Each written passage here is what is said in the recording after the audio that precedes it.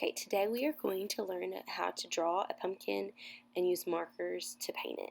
You're going to start with a pencil or a Sharpie, and we're going to think about alphabet letters to draw our pumpkin, also being aware of the size. If you want it to go to the right or the left, or if you want to have multiple pumpkins. I'm going to start with a large oval shape or an O shape in the center, and then I'm going to follow it along with a stretched out letter C on the left side and a backwards letter C on the right side. And that gives me a good starting point for my pumpkin. Be mindful of the curves.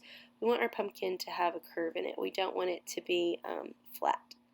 Next, before we add any more sides, we want to go ahead and do the stem, and this will give the illusion of depth once we get the stem in, because we're going to add more sides to our pumpkin.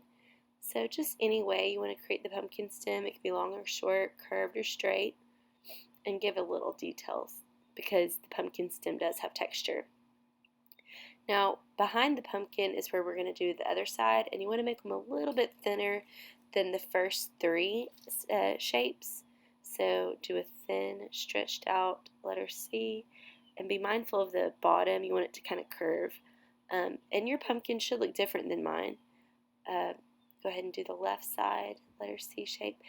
So yes, your pumpkin should look different than mine because all pumpkins look different. So you can make yours tall and skinny, short and fat, bumpy, wavy, and add a little bit. If you have extra room in the back, you can add some more little lines. Apologize for the fly. I've been opening my back door while I've been spray painting pumpkins today. So there's a little fly in my art room right now. So there's another one if you want to add more pumpkins, give it a background, just kind of make it your own.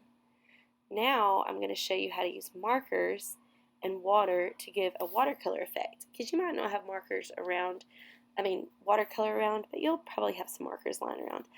The fat, thick, broad markers are really better than the thin markers, but all I have at home are the thin markers, so we're going to use the thin markers.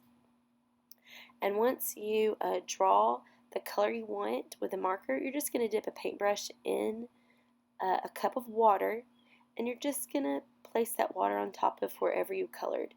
And when you rub it and blend it, it will turn that area into the color you wish. You can also mix colors too.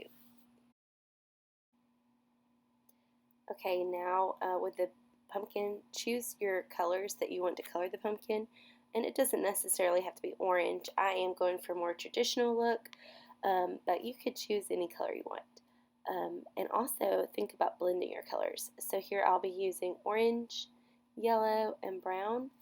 And if you keep the lines close together, then you won't have any lines showing when you add your water.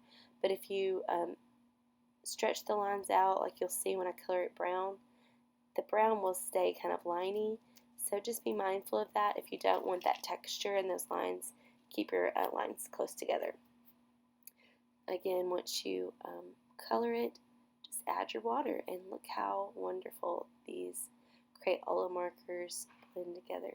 Try a variety of markers. Now this will not work for Sharpie markers. You have to use washable markers, and most brands work. Play around with the different textures. So now we've got our pumpkin done. You'll just need to give it an environment or a background. I just chose to use a little brown to give it a little shadow with my marker, and I'm just blending it.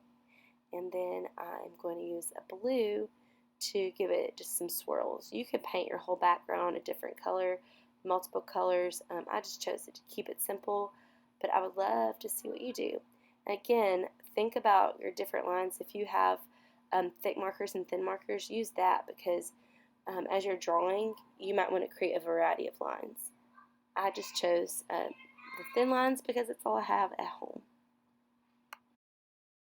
The last little tidbit I want to add is don't mix your warm colors and your cool colors together.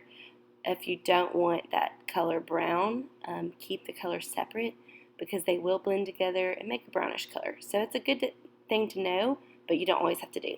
All right, have fun.